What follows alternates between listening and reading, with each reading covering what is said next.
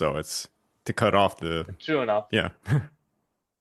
And this is, in a way, kind of sound thinking because a lot of the wealth Britain generates, which is used to sustain the war effort, comes from trade. Cut off its trade arm, British support falls. And given how much we know Britain later is going to bankroll Austria, Prussia, Russia in the later wars, that's saying something. Not to mention the current British Prime Minister, William Pitt, is quite opposed to Napoleon. Mm.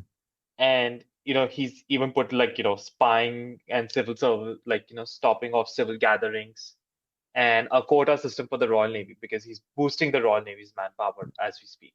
And economically, Britain's actually coming off of, the Revolutionary War, which did absolutely do some economic damage to them. So, hmm. I was reading into this.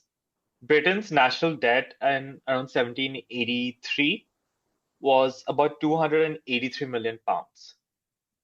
Around 24 million pounds would have to just be paid in interest alone.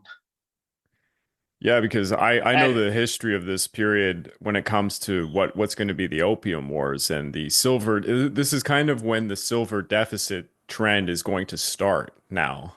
They're true. going they're And actually going to get involved in the opium smuggling, yeah, right around this time. yeah, but this 243 million, 24 million every year Hmm. interest. Sorry, 8 million a year has to just be paid in interest alone. And that's one third of the British budget. Yeah. Keep in Hmm. mind, 24 million back then was a lot of money. Oh yeah, I yeah, mean, yeah. 24 million is still a lot today, but it's like probably in the billions today. Yeah.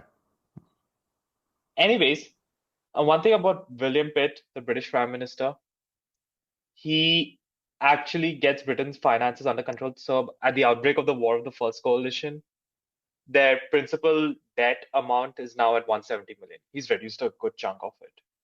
So you can see Britain is going to start expanding its financial might. So Napoleon's expedition to Egypt is quite a good one. Makes sense.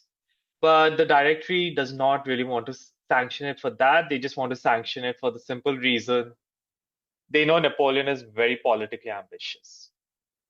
He has a core of really capable generals and loyal men. So they just want them away from France. So at Toulon, Napoleon assembles a large invasion column with an army of at least 35,000 soldiers.